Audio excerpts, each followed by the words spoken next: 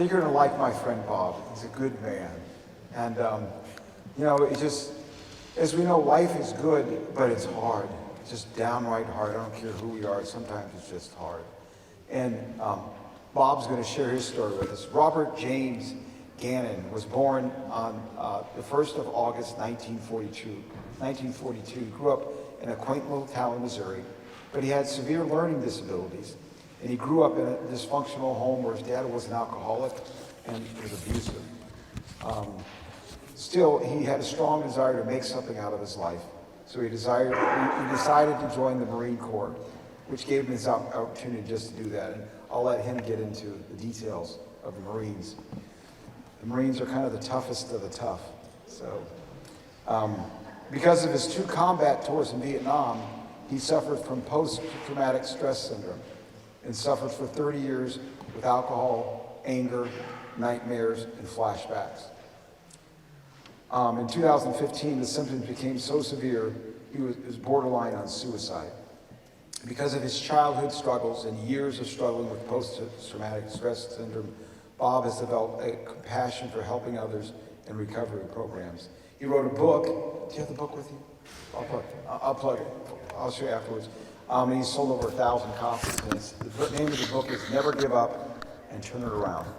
Ladies and gentlemen, my friend Bob Gannon.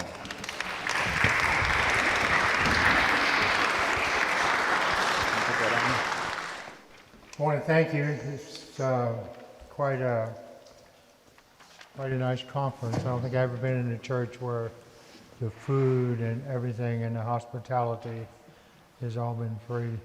And as you walk in this whole church, you can feel God's presence. On my 2 books I've wrote, I'll plug them a little bit. I wrote them. The first book, Turn It Around, is a lot of the stories you can hear today, seeing Jesus on the battlefield. And I wrote the books to help veterans understand need to get help, to help families understand what veterans go through, children that come up in dysfunctional homes, have learning disabilities, you put down your whole life, that you're not done. God has a plan for all of us, and that's what my books are about. We sell 1 for $20, and if you get 2, they're $30. We sell the second one. You know, we're not here to make money. But anyhow, I served 5 years in the Marines. I was a recon Marine before I faced my first combat in Vietnam. I went through some intense, rigorous training to become an elite recon Marine. I trained with the Navy SEALs in the Philippines. And I went to a Navy SEAL training school, survival school, somewhere in the jungles of the Philippines. Only half of 1% make it through this incredible tough training, and I was one of those that made it. But I was still not mentally prepared for what I witnessed on the battlefield in August of 1965. I lost 3 friends that first day. Just an hour earlier, we were joking, and now I was looking at their pale, lifeless bodies. My faith was shaking. I became confused about who God was, and I began to question, is He loving? Does He care about what happens here on earth? Yet He's all the hope you have in war, and you pray for Him for the help and courage to get you through these trying times. As I said, I was unprepared for what I witnessed on this day, losing 3 friends and looking over a battlefield where hundreds of Viet Cong soldiers lay dead. It was hard for me to see them as the enemy. What I saw was fathers and sons and uncles and cousins. A terrible smell hangs over a battlefield, and I believe it's Satan rejoicing, watching God's children kill one another. There were not only American casualties, American and Vietnam soldier casualties, but also innocent civilians who were caught in the crossfire. And I asked God several times that day, if you're a loving God, why are you letting this happen Why don't you stop this madness now?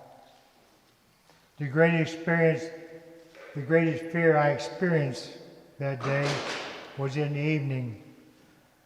We were in an open field getting ready to set up our perimeter, and the Viet Cong started shelling us with mortars.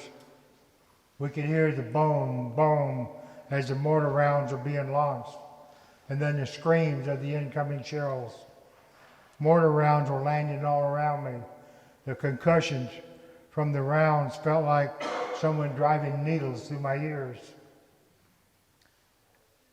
The screams of the mortar rounds are the scariest because they sound like they're going to land right on top of you, even though they miss you by a good distance. I experienced fear like I've never experienced in my life.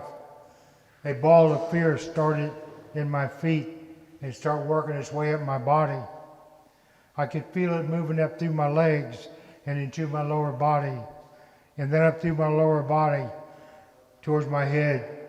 And my mind started screaming, "Don't let it get to your head. Don't let it get to your head." And I knew if that ball of fear got to my head, I was going to panic. It moved up through my chest and then in my throat. And my mind started screaming, "Swallow, swallow, swallow." And I laid there swallowing as hard and fast as I could to keep that ball of fear from moving into my head. The grass I was laying in was about a foot tall. I grabbed the grass and I wrapped it around my hands, and I pulled myself to the ground just as hard as I could. I didn't want to panic and become a coward. The fear finally passed. I got shelled after that, but I've never experienced that fear again. It was a strange time. On one hand, I was angry at God for what I witnessed on this day, and on the other hand, I was praying for the strength and the courage to get through this day. That was my first day in war. In September of 1969, I was medically discharged from the Marines because of an injury that occurred in my second tour in Vietnam. And I came home with a serious case of post-traumatic stress and a belief that God didn't care about what happened here on earth. And my coping skills for over 30 years was alcohol until I got into the VA and returned to my Catholic faith. PTSD is still the most challenging battle I face every day. I never know when something will trigger those memories. It could be a sound, a smell, or just people around you. I want to read a poem about the effects of post-traumatic stress by Janet Sehorn. Janet's husband was a helicopter pilot in Vietnam, was shot down and wounded, and he came home with a severe case of post-traumatic stress. Janet has a PhD in psychology and worked with veterans, and you can see some of her lectures on YouTube. The name of the poem is "The Silent Scream." You'll not see a silent scream when looking from the outside, but you might find a glimpse of it while peering deep into someone's eyes. You will not hear a silent scream in a noisy, crowded room, but if you sat down face to face, your heart may sense its painful tune. You shall not feel a silent scream amidst our fast-paced world, but if you wander near, its anxious spirit may unfold. We walk right past a suffering soul and often turn away, not strong enough to face the grief the world has made him or her pay. For silent screams are not unique to those who fight and die. The living warrior who survived hell is left to hold his tears inside. Genesis 1:27 says we're all made in the image of God. And I believe this means we're born with God's character. And that character seems to shine when we have no material things and are going through difficult times. You hear soldiers talk about camaraderie on the battlefield, how everything is shared, how soldiers will risk a life or give his life to save the life of another soldier. When we pray on the battlefield, we don't pray to God to spare our lives, but we pray for the strength and the courage we need to do our jobs.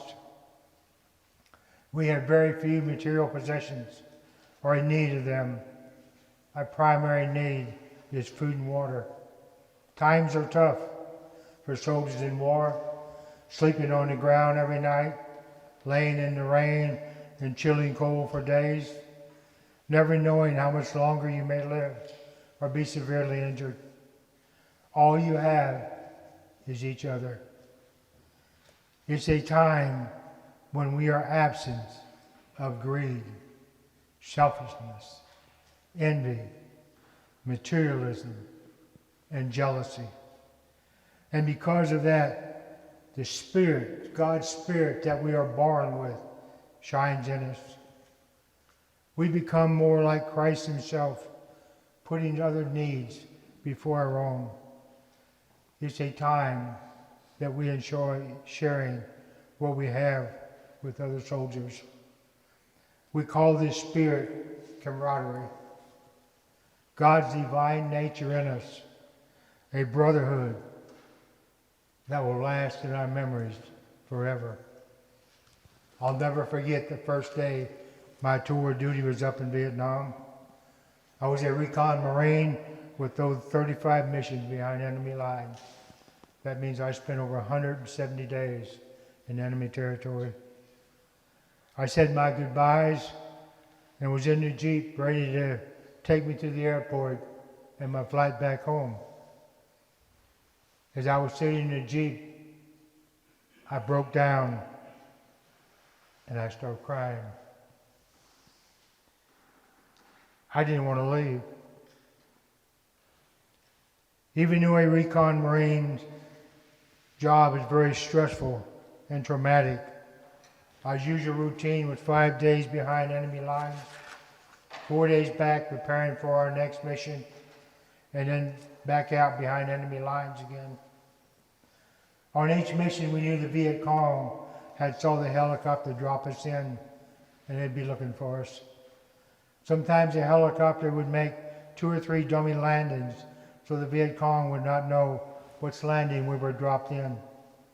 The first day after being dropped in, we would spend that day just running, hiding, listening, and running some more, getting as far away from the drop-off point as possible.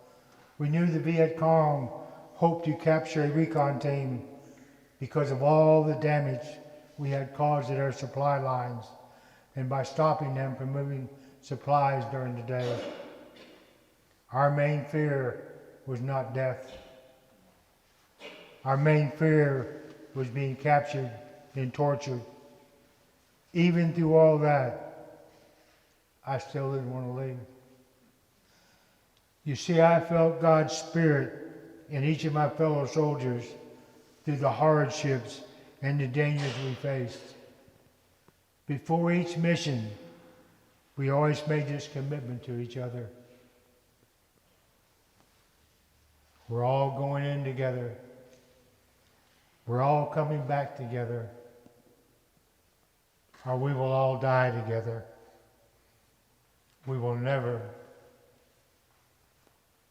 leave our brother behind.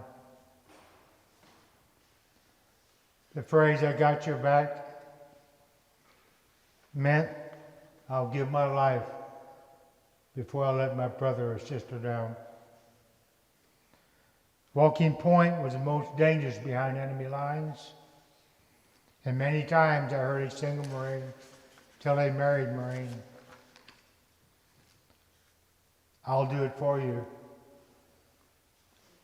I don't have a wife and kids. If someone's going to be killed, let it be me. Let it be me." I knew I would never ever be in a place where I experienced such closeness again. It's a brotherhood that I still miss today. Many of us have troubles with relationships when we come home. You see, it's a different world. You don't see and feel that love and compassion in most of our society. If you ask most veterans today, would they do it over again?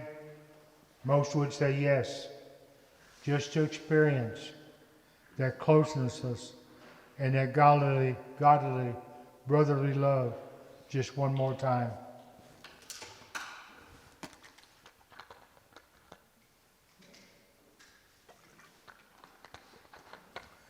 Some of the greatest heroes I witnessed when I was injured in my second tour in Vietnam. I was sent to the U.S. Hospital 106 in Japan, where I spent about 10 days on an orthopedic ward. Even though I'd seen some horrifying things on the battlefield, I was not mentally prepared for what I witnessed on that ward. There was at least 30 men on that ward. Some were missing at least one limb, some both hands, and some were missing both hands and both legs. All on that ward had some combination of missing limbs. I was the only one who possessed both my hands and legs. For the next 10 days, I watched in amazement as these nurses with hearts like Jesus cared for these men. I watched as they tenderly fed the men with no hands and wiped the smeared food off their faces. I watched as they took time out from their busy day to write letters for these men with no hands. And I watched as they read letters to these same men. I watched as they cleaned them terrible wounds. I watched as they spent time visiting and encouraged these men. Some of them were so profoundly depressed, all they wanted to do was die. I watched as they stayed after their shift ended and came up with games to play with these men to get their minds off of their terrible depression. I watched as they fitted new artificial legs on men that had one or both legs amputated. And they would celebrate with cheers as these men took their first steps on their new legs. There was no break for these nurses. They were in a daily mental battle. We now know the toll that the job has taken on these nurses. Many have severe cases of post-traumatic stress. They were some of the greatest heroes I ever witnessed. The Spirit of God of love and kindness was visible in their eyes, expressions, and actions. Even though their hearts were seriously wounded by what they witnessed every day, even though they knew the horrified battlefield wounds, the despair and suffering would haunt their memories for the rest of their lives. The love they still had for all of God's creation, knowing the horror that would be visible in their minds until they died. When it come to taking care of these men, they still said, "Let it be me. Let it be me." Sometimes we can visually see God's character in someone. I like to quote St. Francis' quote, "Always preach the gospel, use words when necessary." I knew such a person who reminded me. He was our 3rd Recon platoon foreman. We called him Doc Schroeder. He didn't preach the gospel to any of us, but when we were not on patrol, you'd always see him sitting out in front of his tent in the morning, reading his Bible. And you could tell he had that special gift from God by the kindness you could see in his eyes and his speech. He never said anything bad about anyone. You could see the godly love, how he did his job as a corpsman, taking care of the medical needs of the men in the 3rd Platoon. I was transferred back from the States when my tour was up, and Doc Schroeder still had 6 months left in Vietnam before his tour was up. I was platoon sergeant of the 3rd Platoon, and me and Doc Schroeder had a very, very close relationship. About 6 months ago, about 6 years ago, I discovered he was killed on a recon mission. And I had the opportunity to talk to one of the men who was on that mission with Doc Schroeder when he was killed. He told me the morning that they were to go out on patrol, Doc Schroeder asked one of the men in the 3rd Platoon who was not going on patrol to meet him on the beach. He wanted to talk to him alone. Doc Schroeder told him, "I'm not coming back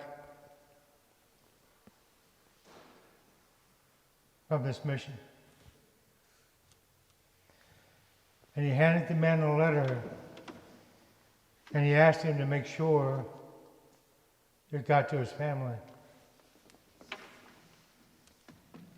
Tried to talk Doc Schroeder out of going on a patrol, told him to get him replaced.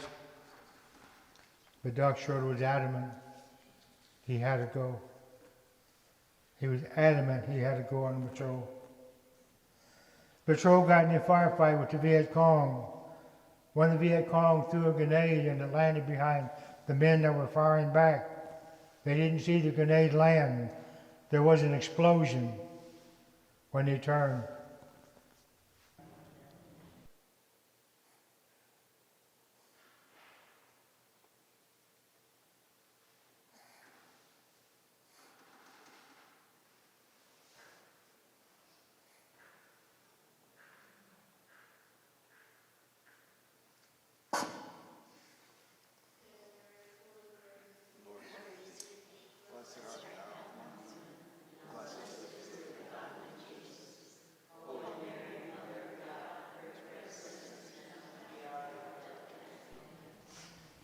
They saw Doc Schroeder's body.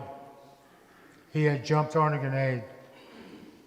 He gave his life to save those men on their recon team.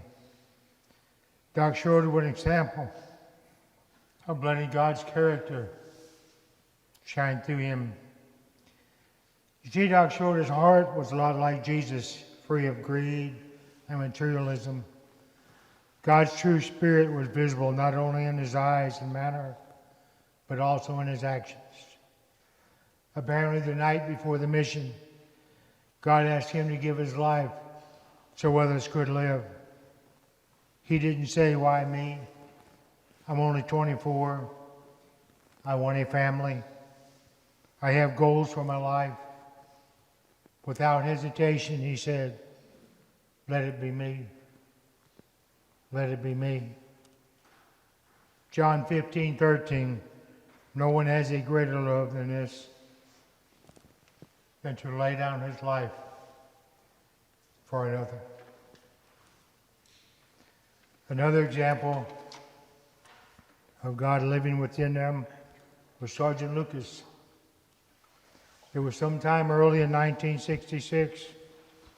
My glasses are still fogged up. It was rainy season. My recon team was about 40 miles from our lines. Our routine mission was normally 5 days out.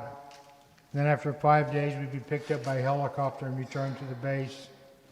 It had been raining continuously, and the cloud cover was so low they couldn't get a helicopter in to pick us up. After 8 days of waiting for the clouds to lift, we were notified the weather would be looking same for the next few days, and we were to start walking back to base. We knew we would lose radio contact when we dropped off the mountain into the jungle floor. The last 15 miles of our journey would be crossing an open rice paddy, and trying to get through 15 miles of open rice paddies without being detected by the Viet Cong would be very difficult. As we came off the mountain, we lost radio contact. I can tell you now, it's very nerve-wracking to be that far behind enemy lines in Viet Cong territory and have no way to be able to call for help if attacked. It turned out it was not the Viet Cong that we had to worry about. We had two problems. Having been out on this mission for 8 days, our supplies were running low. When we got to the jungle floor, it was covered in leeches. They were not big leeches, anywhere from an inch to an inch and a half long. We had been in leeches before and we knew what to do. We took our ammunition bandoliers, wrapped them around our legs, and sprayed them with mosquito repellent. And this would keep most of the leeches off our legs. The rain was pouring down and kept washing the mosquito repellent out of the bandoliers. We had to keep spraying the mosquito repellent every hour or so. By late afternoon, we ran out of mosquito repellent. And a short time later, our lower bodies and legs were covered in leeches. When leeches fill up, they can grow to 10 times their size. And then when they're full, they drop off and they inject something into your skin and a chemical, and you'll keep weeping blood.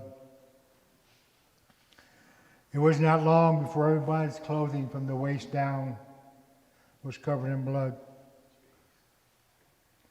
We were slowly being bled to death. Our corpsman kept reminding me, if we don't get out of the jungle before nightfall, we'll be bled to death by morning. The canopy's so thick, it's like being in a cave at night. You can't see your hand if it's a few inches in front of your face. Unfortunately, we didn't make it out of the jungle. I remember the corpsman telling me, he said, "Sorry, just no use. Let's just stay together." He told me to tell the men to make their peace with God because we'll all be bled to death by morning. But it seemed like a peace and a calmness seemed to come over everybody, and everybody accepted our faith without drama. I remember laying against a tree. The rain was coming down just as it did in the past 8 days. And I began thinking about my family and wondering if they'd ever find out what happened to us, as all of our recon missions were classified secret. I began going over my life, the good and the bad. I sure had not done much to be proud of, except serve my country. And I began thinking if God would give me another chance, the next time I lay on this bed, it would be different. This is when you realize that the only thing you own is your soul. You own nothing else of any value in this world but your soul. That is it. Take that to the bank. And you realize we never really die. We will be judged and go to our eternal place. And we're all going to face this judgment one day and make your story one of love and compassion and forgiveness, not of hate, materialism, or jealousy. Live your life so you can stand before Jesus with pride, not shame. It continued to rain and we were soaked to the bone. And you don't sleep well when you're soaking wet. I remember laying on that jungle floor, shivering from the cold. And I wrapped my poncho as tightly around myself as I could to try to hold in some warmth. I never expected to wake up in this world, thinking I'd be facing judgment in a few hours. Instead of judgment, we experienced God's mercy. I fell into a deep sleep and slept throughout the night. When we woke up the next morning, none of us had a leech on us.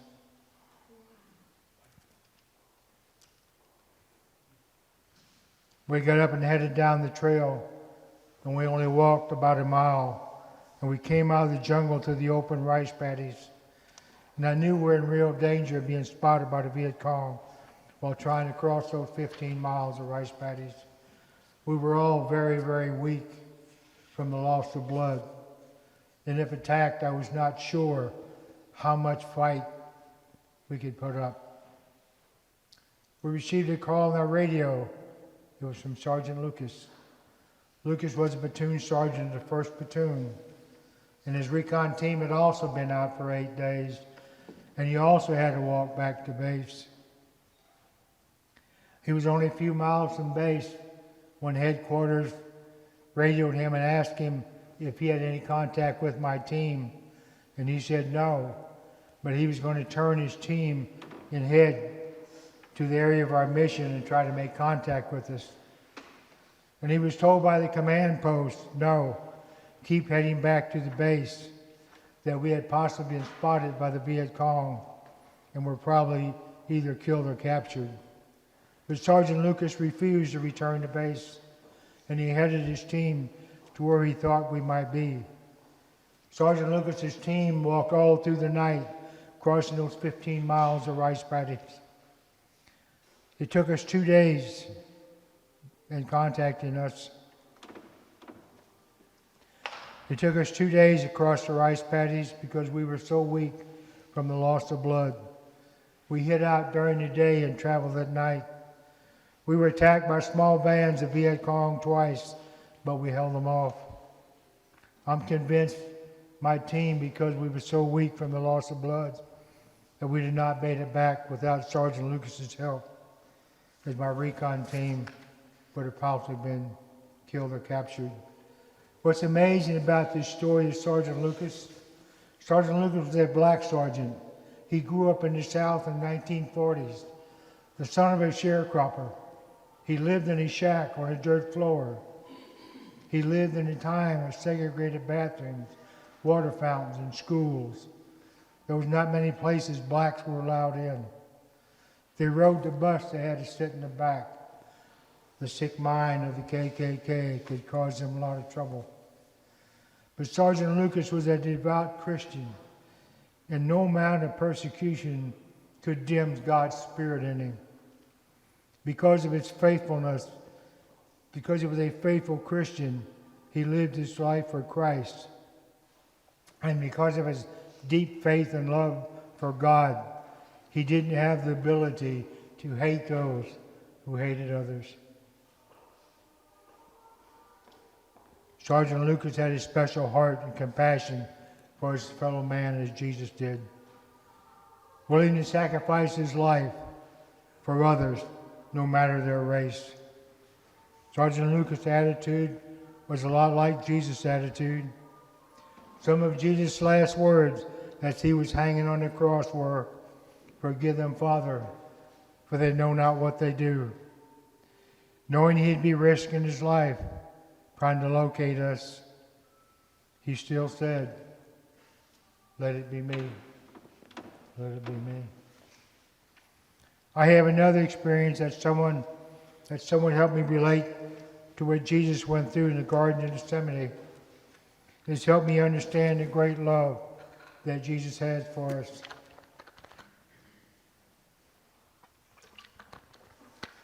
My recon team had been on a mission for 5 days, and we were about 20 miles behind enemy lines.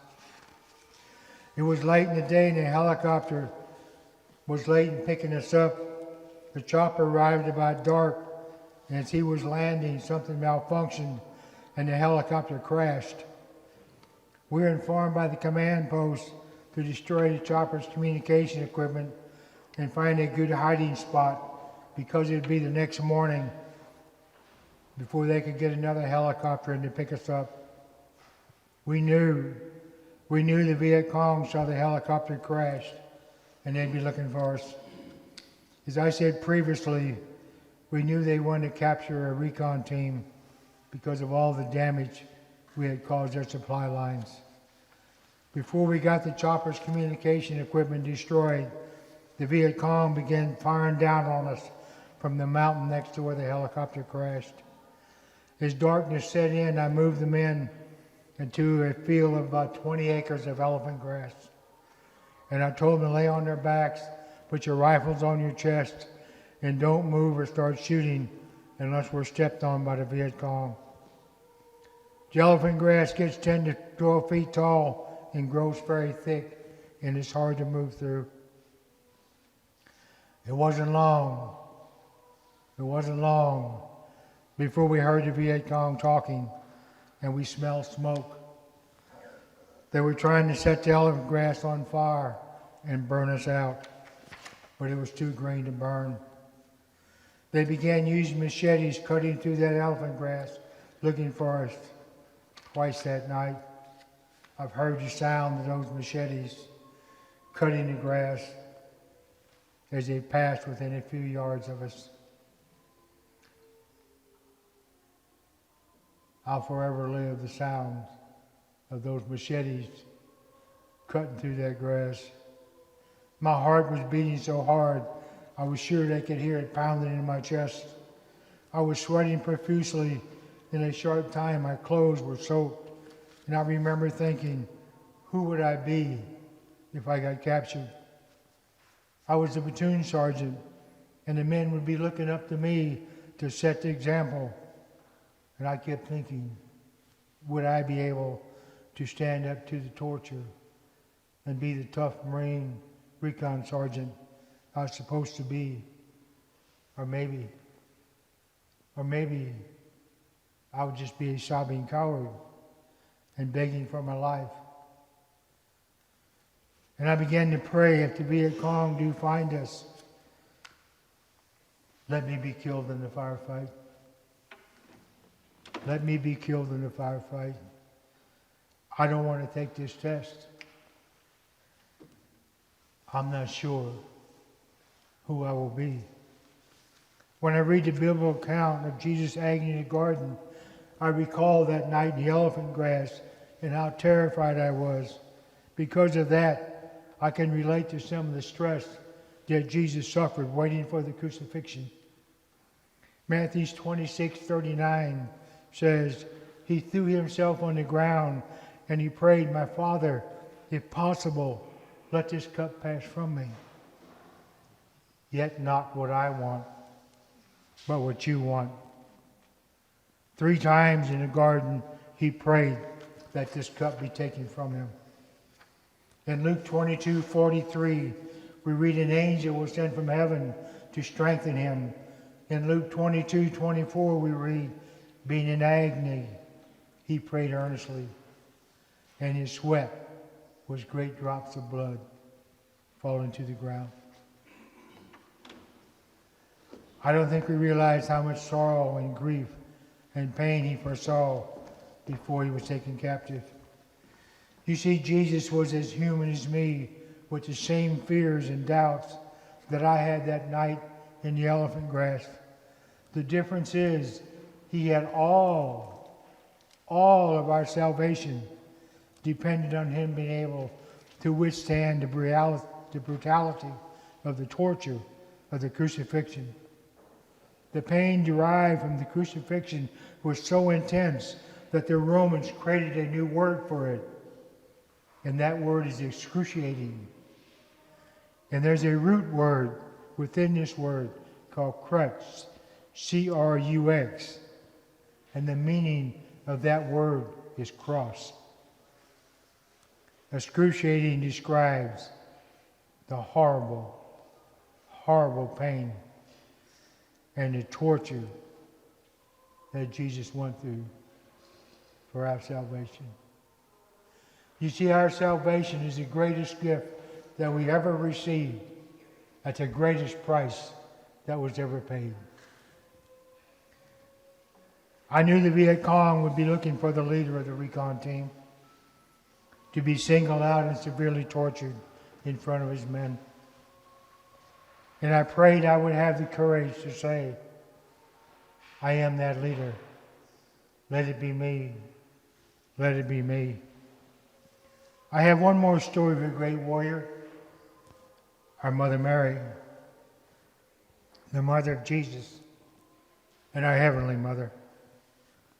I have developed a great respect for Jesus' mother.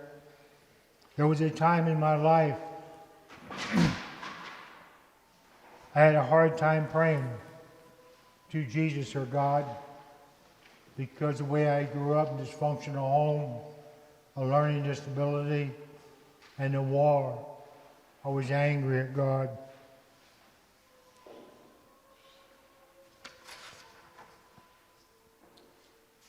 But I found it easier to pray to Mary because of her motherly influence. And she was a stepping stone that led me back to Jesus. She endured much suffering in her lifetime, riding a donkey from Nazareth to Bethlehem in freezing cold weather for 4 days and being 9 months pregnant,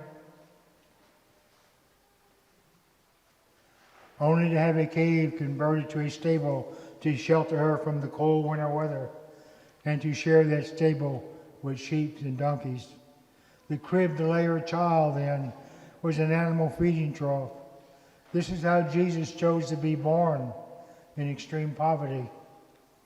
Then they had to flee through the night like thieves, leaving all their possessions and home behind in order to escape Herod's creed to kill all children 2 years old and younger. Again traveling in the cold, freezing weather, crossing the desert to a foreign land. And for the next 3 years, Mary and Joseph traveled over 1,200 miles, living at times in extreme poverty, suffering from the cold, heat, and hunger. She chose to walk the path of the crucifixion. She witnessed the brutal torture of her son as he carried the cross to the place where they would nail him to it. I know as a combat veteran, the extreme trauma that we experience, we will relive that trauma for the rest of our lives. And I know it'd be the same for Mary. She would forever hear those screams, "Crucify him, crucify him."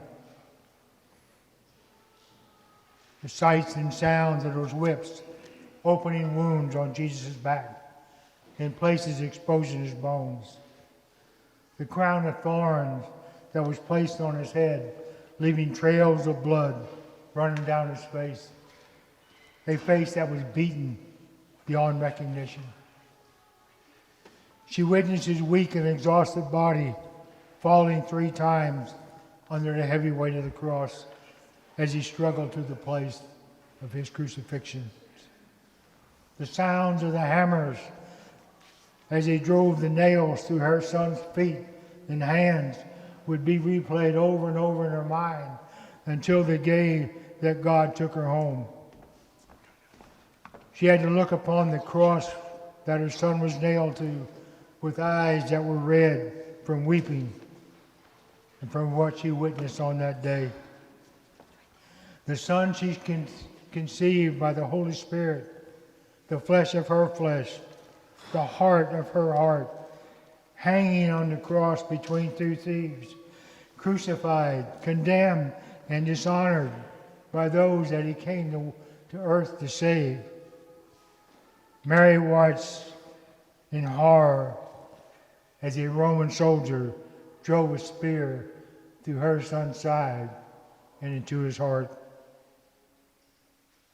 And that spear also pierced her motherly heart. She was not only a sorrowful mother, but she has to be considered the queen of the martyred. She's also the mother of forgiveness, who participated in crucifixion at the hour of Jesus' death. There was an earthquake that shook the earth and produced these chrisms. She would welcome them into heaven as a prodigal son was welcomed home with the same love as those who loved their son from the beginning. Mary walked the path of the crucifixion with a pierced and broken heart. She also displayed the courage of a warrior, knowing the sacrifice was necessary for our salvation. Yet when asked by the archangel to be the mother of Jesus, knowing the hardships she would face, she said, "Let it be me." When God asked the nurses to have a heart like his and to serve those with horrific battlefield injuries, they said, "Let it be me." When God asked Sergeant Lucas to have the heart of forgiveness and the bravery of our mother, He said, let it be me. When Doc Schroeder was asked to have the heart of Jesus and make the supreme sacrifice though others could live, he said, let it be me. Mary's asking us to honor her son's sacrifice, to have compassion, to have a kind heart, to be meek and filled with humility and forgiveness, and to serve others who experience poverty, the sick and the less fortunate, to pray our rosaries daily, to join adoration, and to spend 1 hour with our crucified Son for the gift of our salvation, so we may harvest many souls for the kingdom of God. And she hopes that you will say, let it be me, let it be me. Thank you.